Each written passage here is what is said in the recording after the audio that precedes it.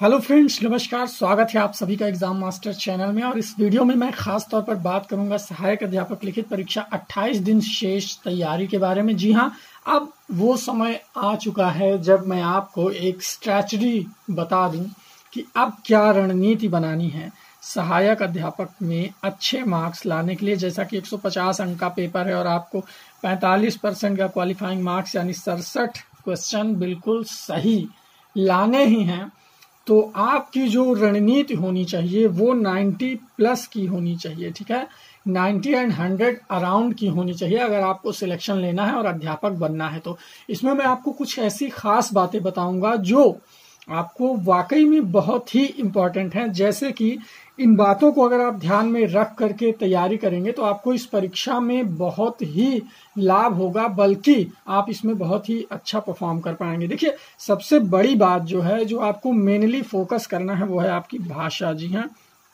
भाषा 40 नंबर की है। अच्छा, भाषा में कुछ ऐसे प्रश्न आएंगे जिनके जवाब वाकई में आपको पता होंगे, क्योंकि यहाँ पर आपको व्याकरण, देखिए सबसे बड़ी बात तो ये है कि गद्य और पद्य से जो भी क्वेश्चन आएंगे, चाहे गद्य दे करके आपसे प्रत्यय, उपसर्ग या उसके बारे में कुछ भी पूछ ले, वो तो आप शब्द का अंदाजा लगा करके दे सकते हैं। जो आपने पढ़ा हुआ है उसी हिसाब से आप उसका उत्तर दे सकते हैं, चाहे वो मुहावरा हो या पर्यायवाची हो या विलोम शब्द हो। तो ऐसे तो आप कर सकते हैं। लेकिन अगर आपसे पूछ लिया जाए एक दोहा दे करके कि इसमें कौन सा रस है, इसमें कौन सा अलंकार है व्याकरण में, तो ये चीजें आप जरूर ध्यान दें कि आपको हिंदी में यही आएगा। देखिए, उपसर्ग प्रत्यय आ जाएगा। अगर गद्य पद्य पूछेगा तो उसमें से कोई शब्द दे देगा, इसका तत्सम बताइए या तद्भव बताइए, उपसर्ग बताइए, पर्यायवाची बताइए, प्रत्यय बताइए, एटसेट्रा एटसेट्रा। या कोई मुहावरा दे देगा, उसमें का मुहावरे का आपको जो है एक्सप्लेन करना रहेगा एक लाइन में या एक शब्द में, जो भी है।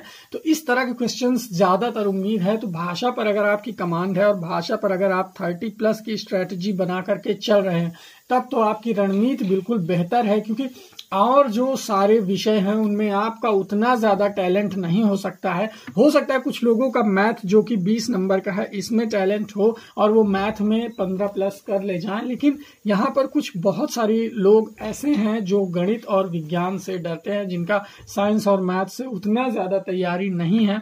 तो ऐसे लोगों के लिए मैं बताना चाहूंगा, जिन लोगों का मैथ और साइंस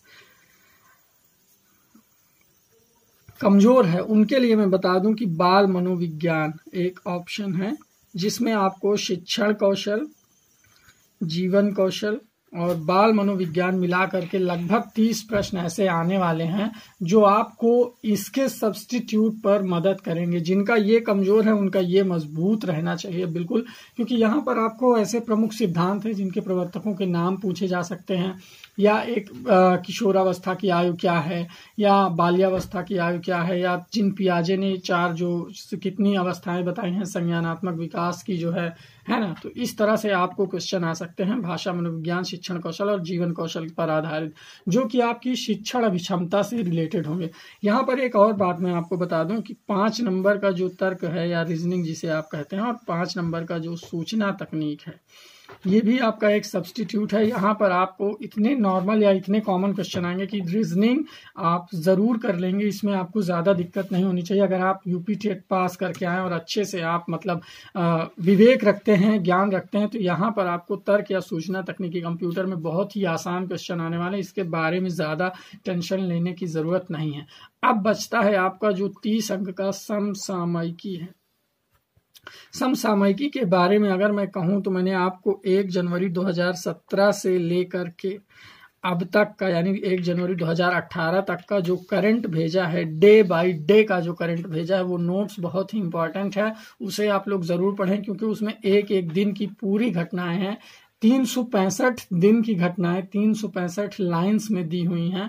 तो अगर आप उसे एक बार ध्यान से पढ़ लेंगे, देखिए ये चीजें हैं रटने की। कुछ क्षेत्र ऐसा होता है जब आप उसमें रटे रहते हैं या आपको उसकी एग्जैक्ट जानकारी रहती है, तभी आप उसका सही उत्तर दे पाते हैं। ठीक है, तो अगर आपकी स्ट्रैटेजी है भाषा में, अगर आप 30 प्लस लेकर के चल रहे हैं और बाल मनोविज्ञान, शिक्षण कौशल, जीवन कौशल में भी आपका 30 में से 20 प्लस लेकर के चल रहे हैं, ठीक है, तो कहीं ना कहीं अगर आपका जो आपका ये समसामयिकी अगर आपका इसमें 15 प्लस भी है तो आपका 65 ये हो जाएगा।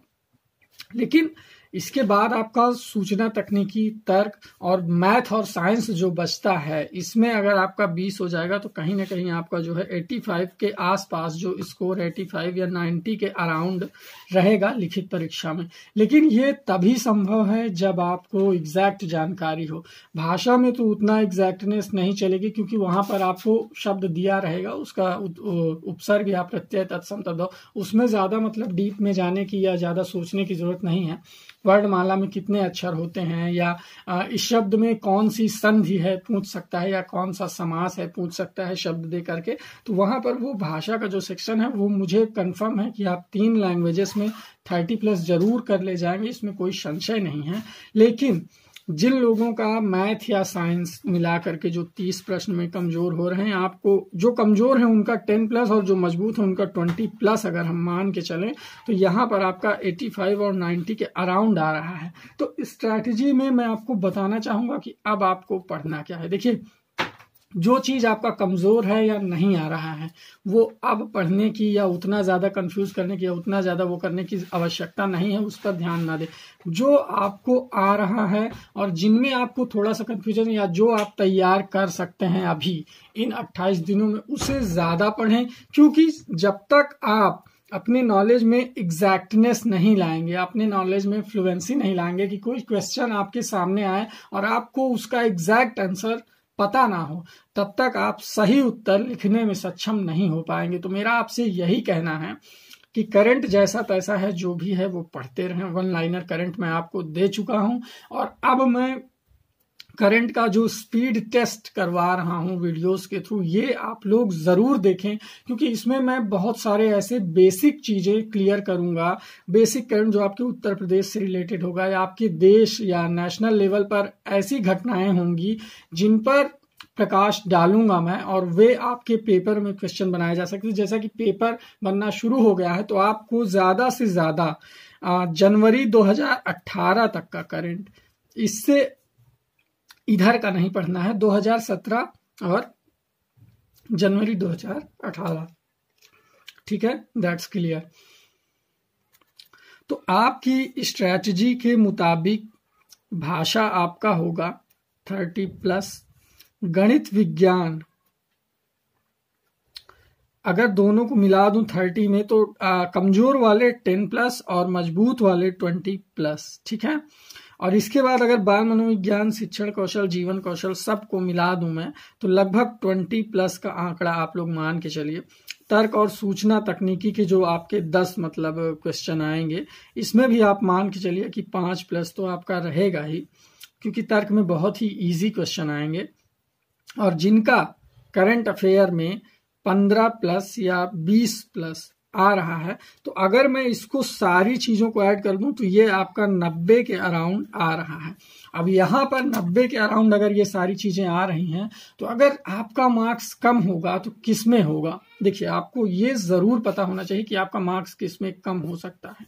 ठीक है, भाषा में तो कम नहीं होना चाहिए जहां तक मुझे पता है, क्योंकि भाषा बहुत ही इजी आने वाली है। इसमें मतलब बेसिक स्तर पर जो भी आएगा उसमें कोई दिक्कत नहीं है। लेकिन करंट अफेयर आपको धोखा दे सकता है। हो सकता है कि ऐसे करंट्स पूछ लिए जाए, लेकिन फिर भी 30 में से 10 ऐसे कॉमन प्रश्न रहेंगे जो आपके सामान्य ज्ञान, सामाजिक अध्ययन से रहेंगे। अच्छा, यहाँ पर आपका पर्यावरण भी 10 अंक का है। इसमें भी अगर आपका 5 या 6 या 4 जो भी आ रहा है तो 90 अराउंड 90 100 के अराउंड की जो स्ट्रैटेजी है आपकी, जो आपको सफलता दिला सकती है, वो यही है।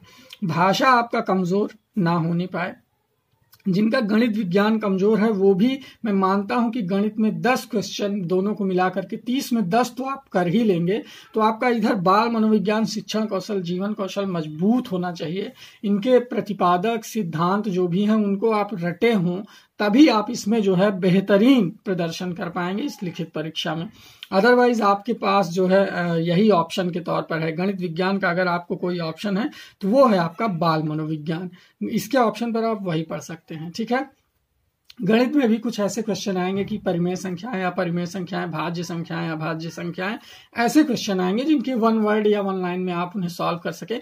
या समीकरण टाइप के क्वेश्चन नहीं आएंगे जिनको आपको एक पेज में या आधे पेज में सॉल्व करना पड़े, ऐसे क्वेश्चन बिल्कुल नहीं आएंगे। ठीक है, बेसिक स्तर पर, प्राथमिक स्तर पर ऐसे क्वेश्चन आएंगे और हो सकता है आगे मैं ऐसे क्वेश्चन सॉल्व करवाऊं तो आप सबको काफी मदद मिलेगी। तो आज से फाइनली, आज जो 12 फरवरी है, आप लोग जरूर अपनी तैयारी में गंभीरता लाएं और मैं कहूंगा कि भाषा और बाल मनोविज्ञान को कवर करके चलें, साथ रख के चलें। सूचना तकनीकी और तर्क और ये पर्यावरण, इसको आपको देखना है, ऐसा नहीं है, लेकिन जिन विषयों में आपको गंभीरता लानी है, एग्जैक्टनेस लानी है, वो आपका भाषा, करंट अफेयर और बाल मनोविज्ञान, शिक्षण कौशल, जीवन कौशल है। यही 3 आपके सिलेक्शन को करवाएगा। तो आशा करता हूं कि इस वीडियो में आपको ये चीजें तो क्लियर हो गई होंगी कि आपको किन चीजों को ध्यान से पढ़ना है, ध्यान में रखना है, क्योंकि अब समय बहुत कम है और अपने आप को प्रूव करने का समय है। तो दोस्तों, इसी शुभकामनाओं के साथ इस वीडियो को मैं यहाँ पर समाप्त करता हूं।